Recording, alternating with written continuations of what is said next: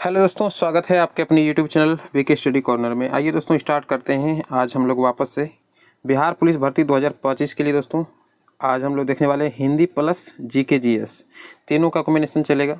ये हमारा PYQ set है और ये हमारा पीवाईक्यू सेट तीसरा है। ठीक है, इससे पहले का वीडियो यदि आप नहीं देखे हैं तो डिस्क्रिप्शन में प्लेलिस्ट का लिंक मिलेगा, जा करके देख लीजिएगा, वहाँ पर आपको सारा वीडियो दिख जाएगा।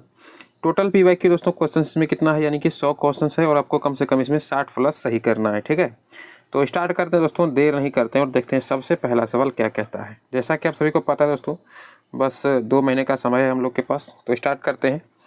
देखिए, सबसे पहला सवाल आपका कहा गया है सांभर झील किस राज्य में स्थित है, आपको बताना है। ऑप्शन आपके सामने है, आप चाहें तो कॉपी पेन लेकर के बैठ सकते हैं और आप अपना प्रैक्टिस सेट भी लगा सकते हैं। ये प्रैक्टिस सेट दोस्तों प्रीवियस ईयर है। ठीक है, आप लोग को पहले बता दें ये प्रीवियस ईयर के प्रैक्टिस सेट हैं, तो ज़रूर लगाइएगा और 60 प्लस आपको सही करने का जो है आप अपना कोशिश रखिएगा। तो देखिए, सबसे पहला सवाल दिया गया है कि सांभर झील किस राज्य में स्थित है। ऑप्शन आपके सामने, इसका राइट आंसर क्या होगा दोस्तों? बिल्कुल ऑप्शन सी, जो ही फ्रेंड्स लगा रहे हैं सही लगा रहे हैं, राजस्थान हो जाएगा करेक्ट आंसर। सांभर झील कहाँ है? राजस्थान में स्थित है, तो ऑप्शन आपका यहाँ पे सी करेक्ट हो जाएगा। नेक्स्ट सवाल पे आते हैं। देखिए, अगला सवाल दिया गया है दूसरा सवाल, थोड़ा सा सवाल को बड़ा करते हैं, 1 सेकंड रुकिएगा। चलिए, सवाल आपका दूसरा दिया गया है NH-44 किसको जोड़ती है? दिल्ली से मुंबई को, कोलकाता से चेन्नई को, श्रीनगर से कन्याकुमारी या अमृतसर से कोलकाता को। बताइए दोस्तों राइट आंसर क्या होगा? बिल्कुल मेरे भाई, सी जो ही फ्रेंड्स लगा रहे हैं सही लगा रहे हैं, श्रीनगर से कन्याकुमारी को, ऑप्शन यहाँ पे सी आपका करेक्ट हो जाएगा। नेक्स्ट सवाल पे आते हैं। अगला सवाल है आपका तीसरा सवाल, क्या पूछा गया है? देखिए, विश्व जनसंख्या दिवस कब मनाया जाता है? 15 अगस्त, 26 जनवरी, 11 जुलाई या 2 अक्टूबर। पिछले प्रैक्टिस सेट में ये सवाल आया था दोस्तों। ये जो दोस्तों यूनिक पब्लिकेशन का बुक है, इसका हमको यही सबसे मस्त कॉम्बिनेशन लगता है कि ये जो है पिछले प्रैक्टिस सेट का या पिछले पीवाईक्यू सेट का कुछ ना कुछ सवाल आगे ये जो है देते रहता है, ताकि आपका पिछला भी कवर हो जाए। तो देखिए, इसका राइट जवाब क्या हो जाएगा दोस्तों? बिल्कुल सी जो ही फ्रेंड्स लगा रहे हैं 11 जुलाई, वो करेक्ट लगा रहे हैं। विश्व जनसंख्या दिवस कब मनाया जाता है? 11 जुलाई को मनाया जाता है। नेक्स्ट सवाल पे आते हैं, चौथा सवाल। देखिए क्या पूछा गया है, दलाई लामा भारत कब आए थे? बताइएगा, ऑप्शन आपके सामने है, दलाई लामा भारत कब आए थे? तो बिल्कुल भाई बी जो ही फ्रेंड्स लगा रहे हैं 1959, ही आपका करेक्ट आंसर हो जाएगा। दलाई लामा भारत कब आए थे? 1959 ईस्वी में। अगले सवाल पे आते हैं। नेक्स्ट सवाल पे आपका 5वां नंबर सवाल, क्या पूछा गया है, सबसे कम महिला साक्षरता वाला राज्य कौन है? बताइएगा, बिहार, उत्तर प्रदेश, राजस्थान या झारखंड।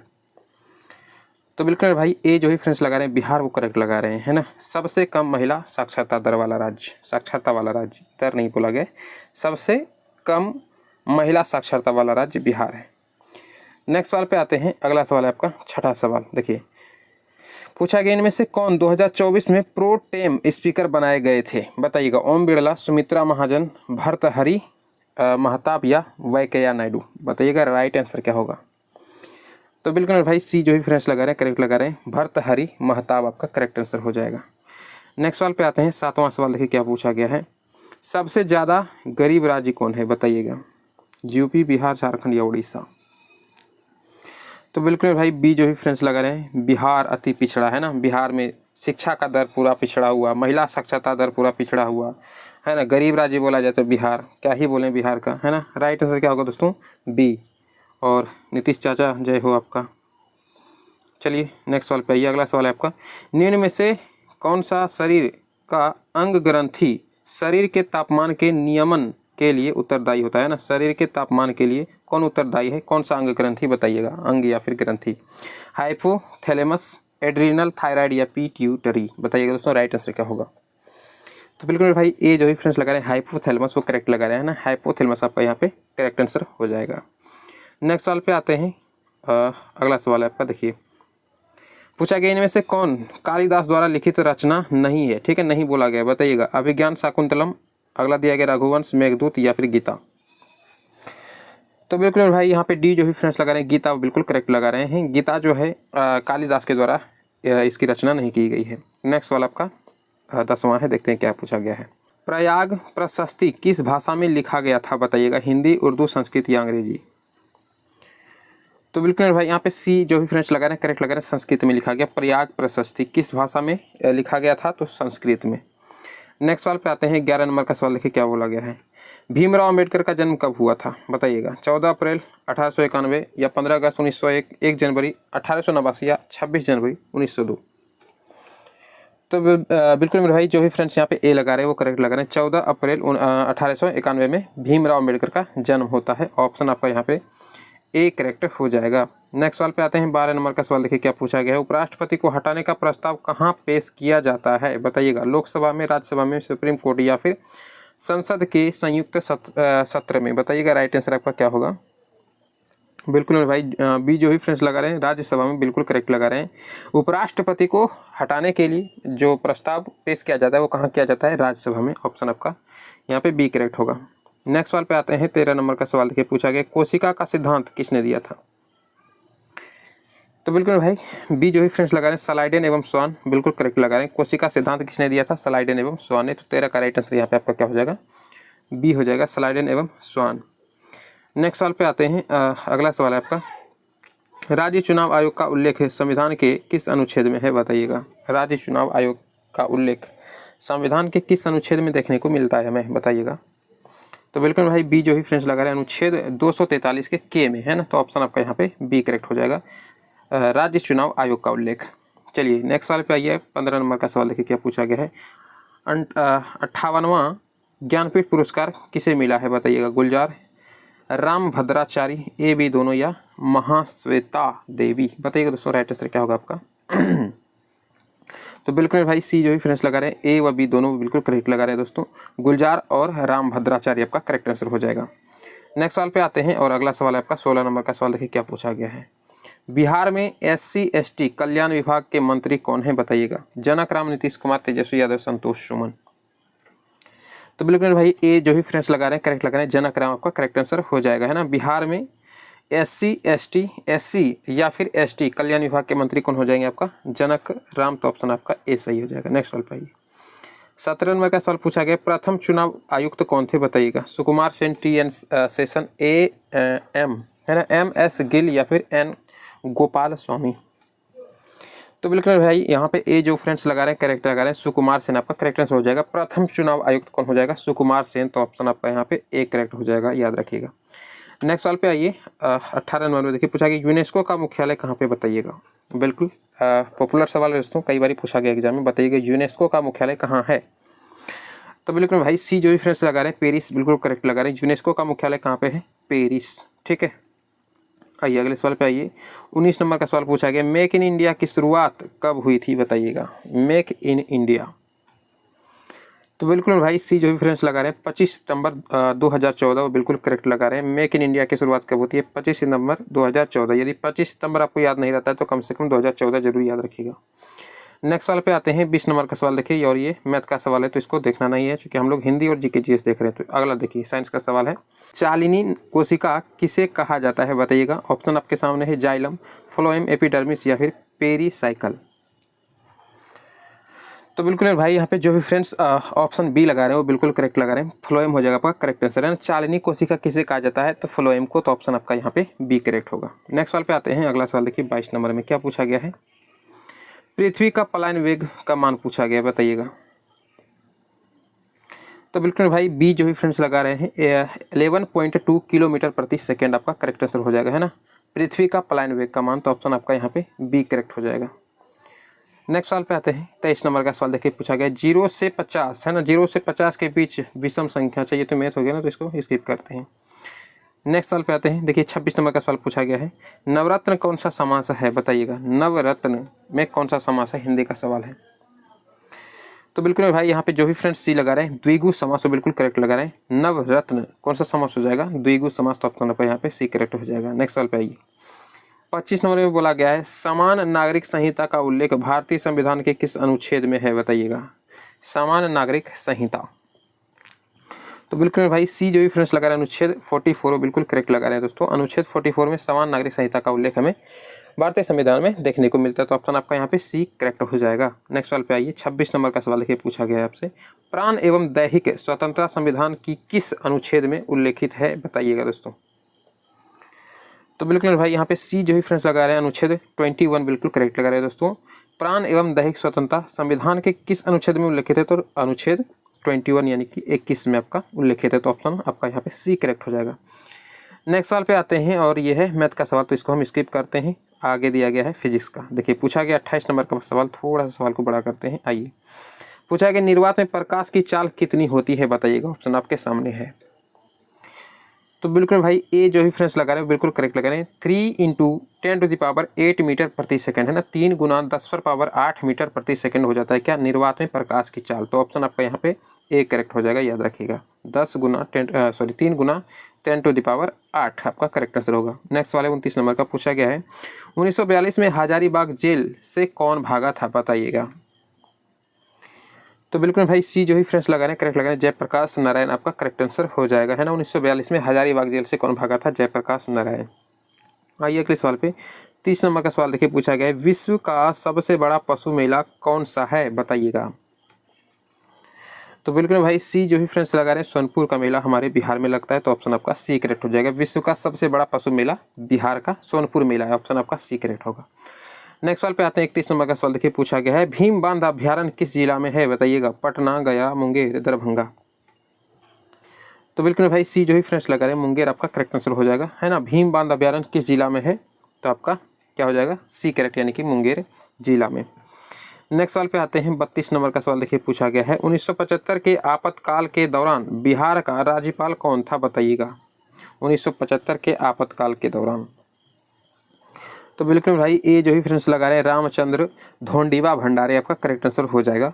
1975 के समय आपातकाल के दौरान बिहार के ये कौन थे, राज्यपाल थे। नेक्स्ट सवाल पे आते हैं 33 नंबर का सवाल देखिए, पूछा गया है बिहार का सबसे अधिक जनसंख्या घनत्व वाला जिला, बताइएगा कौन सा है। बिहार का सबसे अधिक जनसंख्या घनत्व वाला जिला, तो बिल्कुल भाई यहाँ पे जो ही फ्रेंड्स बी लगा रहे हैं करेक्ट लगा रहे हैं, शिवहर आपका करेक्ट आंसर हो जाएगा। नेक्स्ट सवाल पे आते हैं, अगला सवाल आपका 34 नंबर का सवाल पूछा गया है, देखिए 1-2 अंक। अच्छा ये तो फिर मैथ हो गया ना, तो इसको स्किप करते हैं, आप लोग बना सकते हैं, वैसे तो सवाल आपको दिख ही रहा होगा, आप अपना बना सकते हैं। अगला सवाल पे आते हैं दोस्तों, अगले सवाल पे 36 नंबर का सवाल देखिए क्या पूछा गया है, इलेक्ट्रॉन की खोज किसने की थी। तो ये सवाल है दोस्तों, बताइएगा Rutherford, J Thomson, Niels Bohr या फिर जेम्स चैडविक। तो बिल्कुल भाई जो ही फ्रेंड्स यहाँ पे बी लगा रहे हैं, जे थॉमसन आपका करेक्ट आंसर हो जाएगा ना। इलेक्ट्रॉन की खोजकर्ता कौन हो जाएंगे, जे थॉमसन, बी आपका करेक्ट होगा। नेक्स्ट सवाल पे 37 नंबर का देखिए सवाल, जापान पर परमाणु बम किसने गिराया था, बताइएगा। रूस, चीन, ब्रिटेन या फिर अमेरिका। तो बिल्कुल भाई डी जो ही फ्रेंड्स लगा रहे हैं अमेरिका, वो बिल्कुल करेक्ट लगा रहे हैं। जापान पर परमाणु बम किसने गिराया था, अमेरिका पर, है ना। जापान, ध्यान रखें यहाँ पे जापान पूछा गया है, तो राइट आंसर क्या हो जाएगा, डी यानी कि अमेरिका। नेक्स्ट सवाल पे आते हैं 38 नंबर का सवाल देखिए, पूछा गया न्यूनतम लिंगानुपात वाला राज्य, बताइएगा कौन सा है। तो बिल्कुल भाई सी जो ही फ्रेंड्स लगा रहे हैं हरियाणा, बिल्कुल करेक्ट लगा रहे हैं ना। न्यूनतम लिंगानुपात वाला राज्य कौन सा हो जाएगा, हरियाणा आपका यहाँ पे सी करेक्ट हो जाएगा, न्यूनतम लिंगानुपात। चलिए नेक्स्ट साल पे आइए, बाल गंगाधर तिलक का जन्म कब हुआ था, पूछ रहा है, आपको बताना है, बताइएगा दोस्तों। राइट आंसर क्या होगा, तो बिल्कुल भाई ए जो ही फ्रेंड्स लगा रहे हैं वो बिल्कुल करेक्ट लगा रहे हैं, एक सेकेंड रुकिएगा। हाँ राइट आंसर आपका क्या हो जाएगा, ए यानी कि 23 जुलाई 1856 में, है ना, बाल गंगाधर तिलक का जन्म होता है। तो ऑप्शन आपका ए यहाँ पे करेक्ट होगा।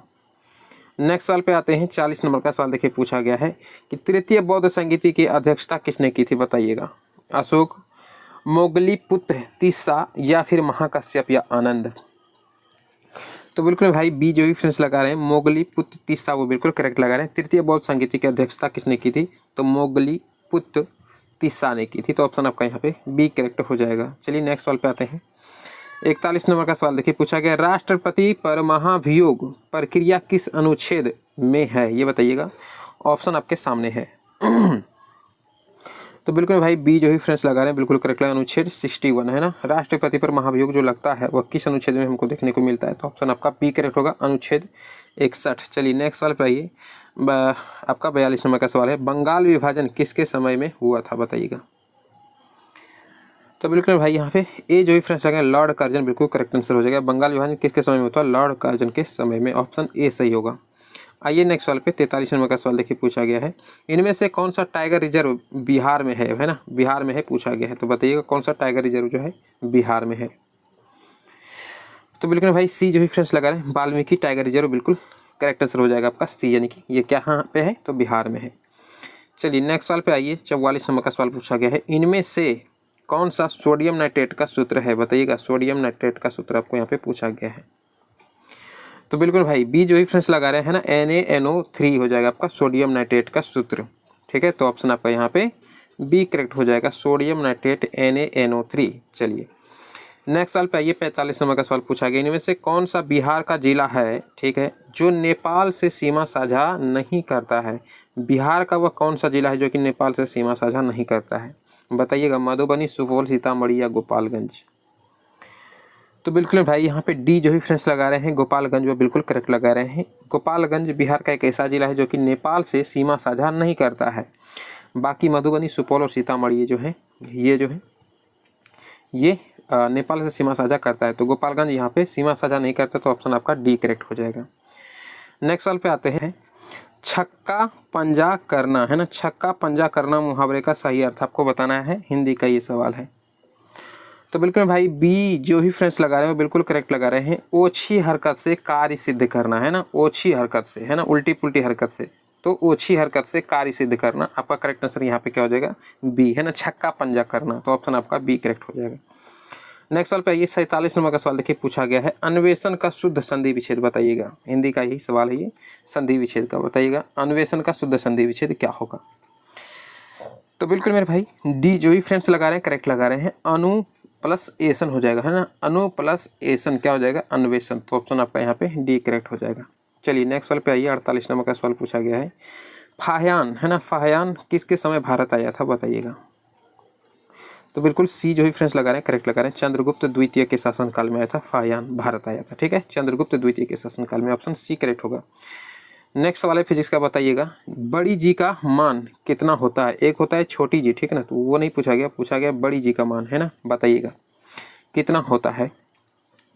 तो बिल्कुल भाई यहाँ पे बी जो ही फ्रेंड्स लगा रहे हो बिल्कुल करेक्ट लगा रहे हो दोस्तों। 6.67 × 10⁻⁻11 न्यूटन मीटर स्क्वायर प्रति kg स्क्वायर हो जाएगा आपका करेक्ट आंसर, यहाँ पे बी याद रखिएगा।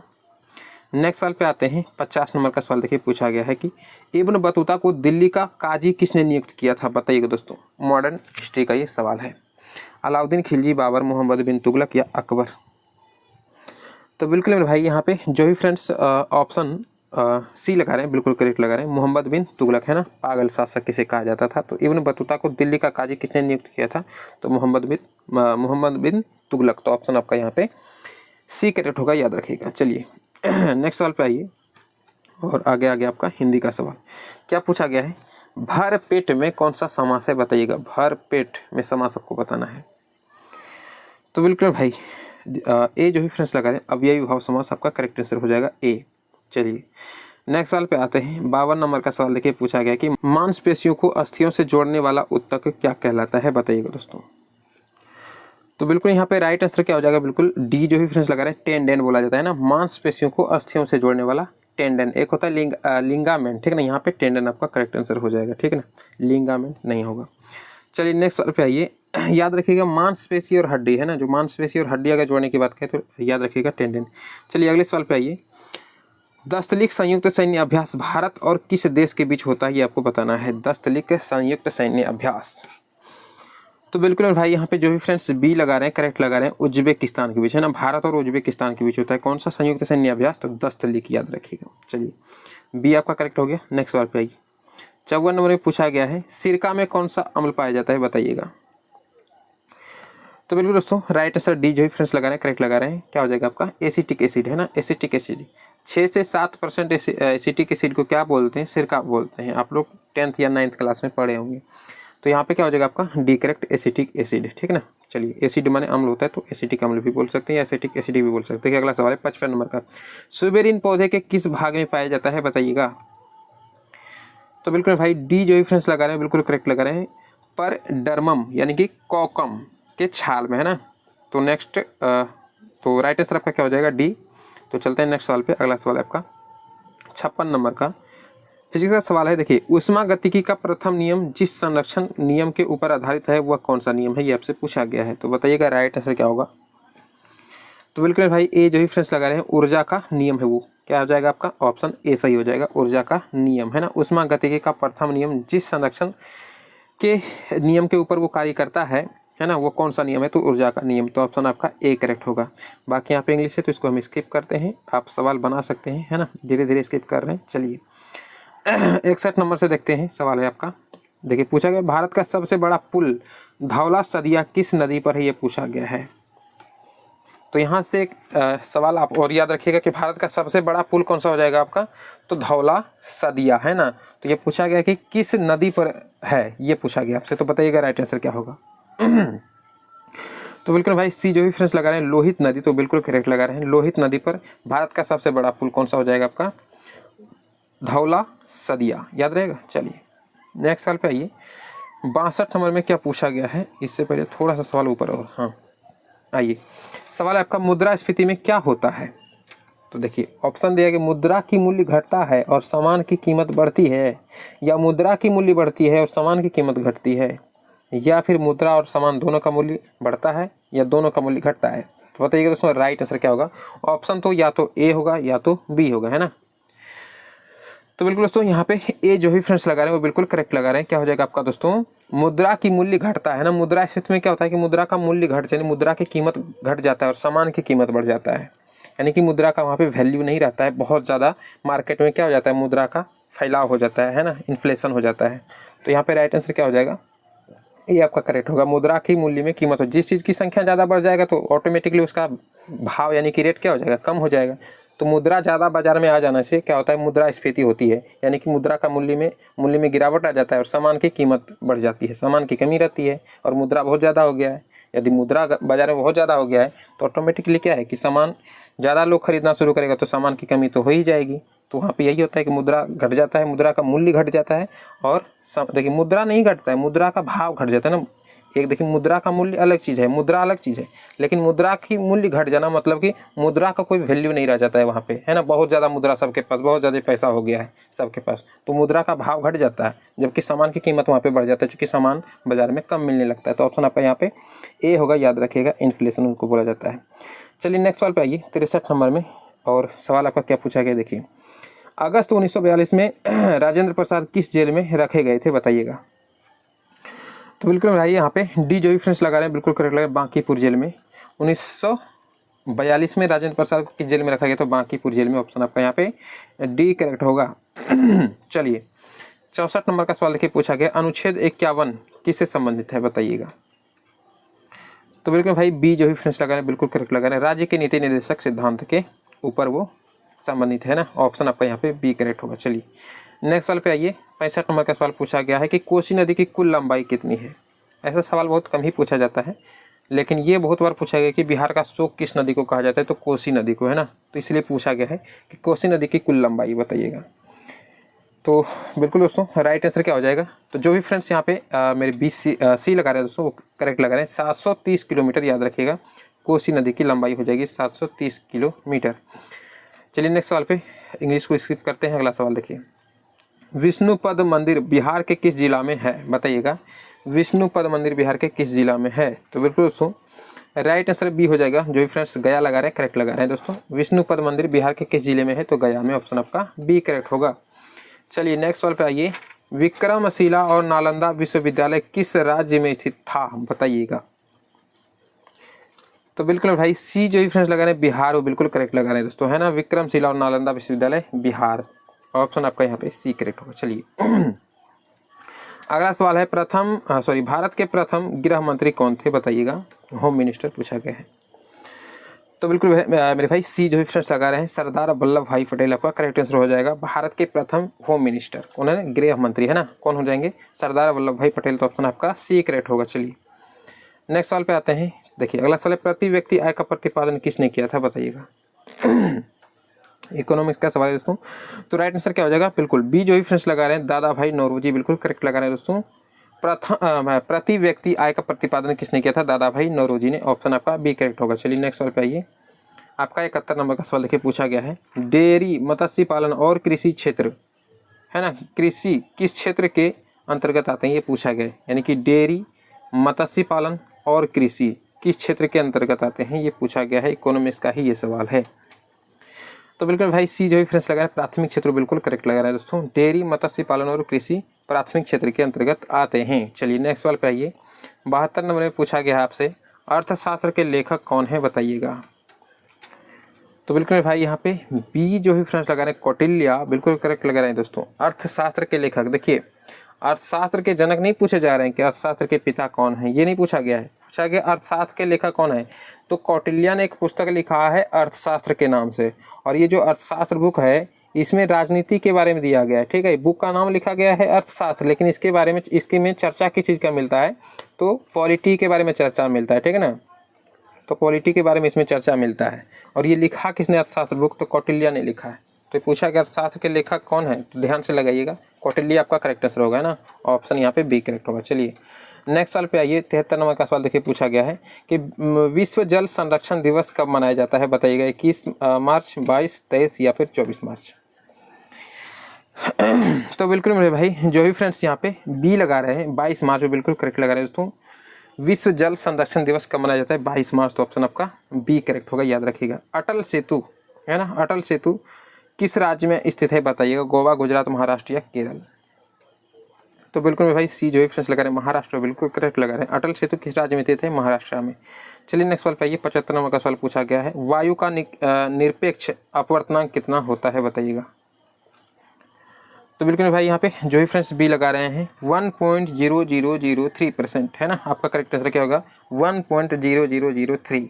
पूछा गया है वायु का निरपेक्ष अपवर्तनांक कितना होता है, 1.0003। तो आपका करेक्ट आंसर यहाँ पे बी होगा। चलिए नेक्स्ट सवाल पे आइए। 76 नंबर में क्या पूछा गया है, देखिए सवाल पूछा गया ताजमहल का निर्माण किसने करवाया था, बताइए दोस्तों। राइट आंसर क्या होगा बिल्कुल भाई सी जो भी फ्रेंड्स लगा रहे हैं बिल्कुल करेक्ट लगा रहे हैं दोस्तों, शाहजहां ने करवाया था, है ना। ऑप्शन आपका यहाँ पे सी करेक्ट होगा, सी फॉर शाहजहां। चलिए नेक्स्ट सवाल पे आइए। वर्षा की बूंदें गोलाकार किस कारण होती है, तो सबको पता होना चाहिए दोस्तों, इजी सवाल है। राइट आंसर क्या होगा, तो बिल्कुल भाई ए जो भी फ्रेंड्स लगा रहे हैं करेक्ट लगा रहे हैं, पृष्ठ तनाव के कारण, है ना। चलिए नेक्स्ट सवाल पे आइए। 78 नंबर का सवाल देखिए, पूछा गया है बिहार सूचना आयोग की स्थापना कब हुई थी, बताइएगा। तो बिल्कुल भाई बी जो भी फ्रेंड्स लगा रहे हैं 2006 ईस्वी में, है ना, बिहार सूचना आयोग की स्थापना होती है। तो ऑप्शन बी करेक्ट होगा। चलिए अगले सवाल पे आइए। 79 नंबर का सवाल पूछा गया है मानव में क्रोमोसोम की संख्या कितनी होती है, ह्यूमन में, है ना, मानव में, बताइएगा। राइट आंसर क्या होगा, तो बिल्कुल भाई जो ही फ्रेंड्स यहाँ पे डी लगा रहे हैं करेक्ट लगा रहे हैं, बी या सी, है ना। 23 जोड़े होते हैं, 23 जोड़े बोल सकते हैं या फिर 46 बोल सकते हैं। तो 23 जोड़े यानी कि 23 दूना कितना हो गया, 46 हो गया। तो 46 भी हो सकता है, सी भी हो सकता है। तो राइट आंसर क्या होगा, डी, ठीक है। तो ऑप्शन पूरा देख करके आंसर लगाइए। ऐसा नहीं कि मानव में क्रोमोसोम की संख्या कितनी होती है, ओ भाई 46 ही तो होती है, तो राइट आंसर फटाक से भी कर दिए, ऐसा नहीं। ऑप्शन अगला देखिए 23 जोड़ा भी बोला गया है, तो या तो ये भी हो सकता है ये भी हो सकता है, 23 जोड़ा का मतलब 46 भी हो गया, तो इसीलिए ऑप्शन डी दिया गया है, बी या सी दोनों हो सकता है। चलिए नेक्स्ट सवाल पे आइए। 80 नंबर का सवाल देखिए, पूछा गया है पितृपक्ष मेला कहाँ लगता है, बताइएगा। तो बिल्कुल भाई ए जो भी फ्रेंड्स लगा रहे हैं गया में बिल्कुल करेक्ट लगा रहे हैं। पितृपक्ष मेला कहाँ लगता है दोस्तों, तो गया में। ऑप्शन आपका यहाँ पे ए करेक्ट हो जाएगा, गया में। चलिए नेक्स्ट सवाल पे आते हैं। अगला सवाल है आपका 81 नंबर में, क्या पूछा गया दोस्तों, द स्पिरिट ऑफ लॉज के लेखक कौन है, द स्पिरिट ऑफ लॉज के लेखक, बताइएगा। तो बिल्कुल भाई सी जो भी फ्रेंड्स लगा रहे हैं ये आपका करेक्ट आंसर हो जाएगा, क्या, मॉन्टेस्क्यू, है ना, मॉन्टेस्क्यू आपका करेक्ट आंसर हो जाएगा, द स्पिरिट ऑफ लॉज। तो आपका क्या हो जाएगा करेक्ट आंसर, सी मॉन्टेस्क्यू, याद रखिएगा। देखिए क्या इजी सवाल है दोस्तों, बताइएगा। बायोलॉजी का सवाल है, डीएनए का पूरा नाम आपको बताना है।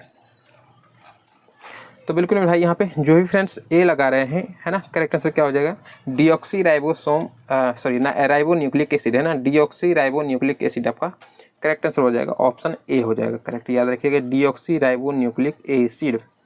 चलिए नेक्स्ट सवाल पे 83 नंबर का सवाल पूछा गया है, पौधों की वृद्धि का हार्मोन कौन सा है ना, जो पौधों में वृद्धि होती है वो किस हार्मोन के कारण होती है, बताइएगा। राइट आंसर क्या होगा, तो बिल्कुल भाई बी जो भी फ्रेंड्स लगा रहे हैं ऑक्सीन, याद रखिएगा, है ना, ऑक्सीन के कारण पौधों में हमें वृद्धि देखने को मिलता है, तो ऑक्सीन हार्मोन के कारण। तो ऑप्शन आपका यहाँ पे बी करेक्ट होगा। चलिए नेक्स्ट सवाल पे आइए। 84 नंबर का सवाल पूछा गया आपसे, अंतर्राष्ट्रीय वित्तीय सेवा केंद्र प्राधिकरण का मुख्यालय, बताइएगा कहाँ पे है। तो बिल्कुल भाई सी जो भी फ्रेंड्स लगा रहे हैं गुजरात, तो बिल्कुल करेक्ट लगा रहे हैं, अंतर्राष्ट्रीय वित्तीय सेवा केंद्र प्राधिकरण का मुख्यालय कहाँ पे आपको मिलेगा, गुजरात में। तो ऑप्शन आपका यहाँ पे क्या हो जाएगा करेक्ट दोस्तों, याद रखिएगा, सी। चलिए नेक्स्ट सवाल पे आइए। 85 नंबर का सवाल देखिए क्या पूछा गया है, रक्तचाप को नियंत्रित करने वाली ग्रंथि कौन सी है, बताइएगा दोस्तों।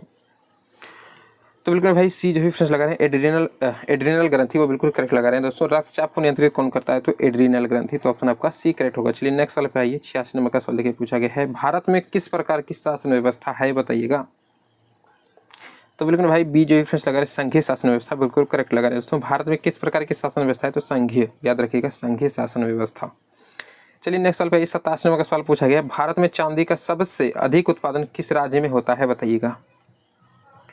तो बिल्कुल भाई डी जो फ्रेंड्स लगा रहे हैं राजस्थान, जहाँ पे सांभर झील था, है ना। तो राइट आंसर क्या हो जाएगा आपका डी, याद रखिएगा।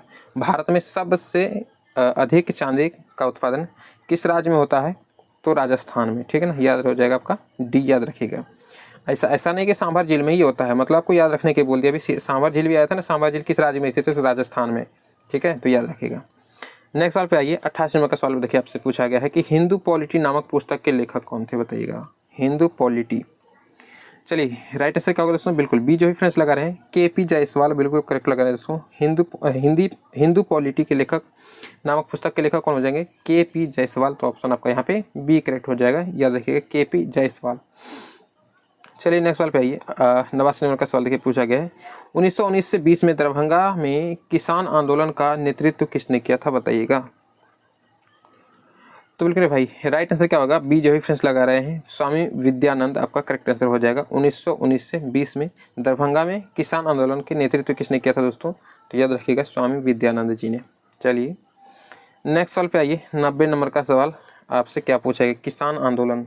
ये शब्द ही सोच के अजीब लगता है दोस्तों कि इंडिया जिसके ऊपर है ना कृषि के ऊपर टिका हुआ है दोस्तों, और किसान को प्राथमिकता, फर्स्ट प्राथमिकता जो आपका सेना है उसको दिया जाना चाहिए, दूसरा प्राथमिकता कम से कम आपको किसान को देना चाहिए, है ना। उसी की वजह से पूरे इंडिया का पेट भरता है दोस्तों।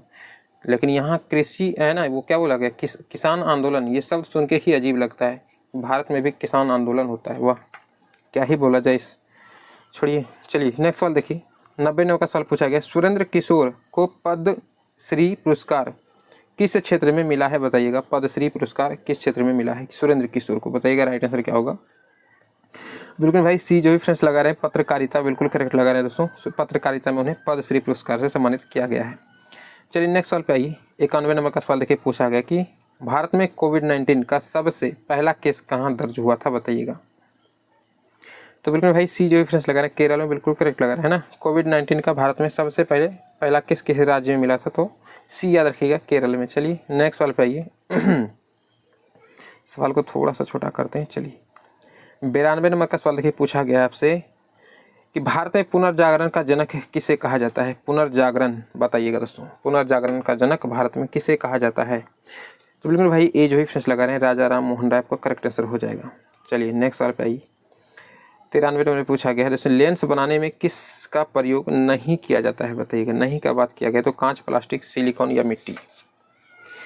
तो बिल्कुल दोस्तों जी सवाल है, राइट आंसर क्या होगा, बिल्कुल भाई ऑप्शन आपका यहाँ पे ए करेक्ट हो जाएगा, कांच का, है ना। लेंस बनाने में किसका प्रयोग नहीं किया जाता है, तो कांच का, याद रखिएगा दोस्तों, ऑप्शन ए करेक्ट हो जाएगा। बाकी प्लास्टिक, सिलिकॉन और मिट्टी का उपयोग किया जाता है कांच को, लेंस को बनाने में, ठीक है ना। तो लेंस का मतलब ऐसा नहीं कि लेंस बन रहा है तो उसमें कांच का प्रयोग होगा, ठीक है, तो याद रखिएगा, थोड़ा सा कन्फ्यूजन वाला सवाल। चलिए नेक्स्ट सवाल पे आइए, 94 नंबर में देखिए क्या पूछा गया है, लोकसभा अध्यक्ष को कौन हटा सकता है बताइएगा।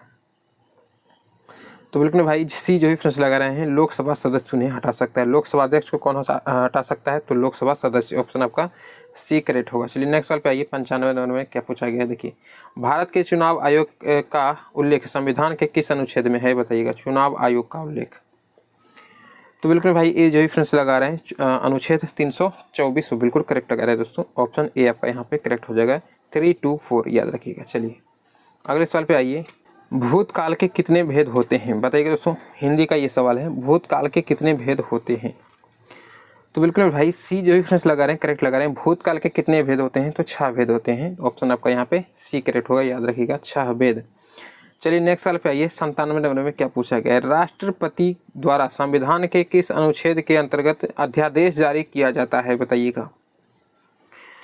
तो बिल्कुल भाई ए जो ही फ्रेंड्स लगा रहे हैं, अनुच्छेद 1, 2, 3 यानी कि 123 है ना, ऑप्शन आपका यहाँ पे ए करेक्ट हो जाएगा, अनुच्छेद 123। चलिए अगले सवाल पे आइए, 98 नंबर में क्या पूछा गया है, 23 जनवरी 1987 को किसका जन्म हुआ था बताइएगा। इनमें से महात्मा गांधी का, या फिर जवाहरलाल नेहरू का, या बाल गंगाधर, या फिर सुभाष चंद्र बोस का। तो बिल्कुल भाई यहाँ पे करेक्ट आंसर क्या होगा, डी, सुभाष चंद्र बोस का जन्म हुआ था किस तारीख को, 23 जनवरी 1987 को। तो ऑप्शन आपका यहाँ पे डी करेक्ट होगा, याद रखिएगा। चलिए नेक्स्ट सवाल पे आइए। 99 नंबर का सवाल है दोस्तों, पौधों में गैसों का आदान प्रदान किसके द्वारा होता है? जड़, तना, रंध्र या फिर पत्ती?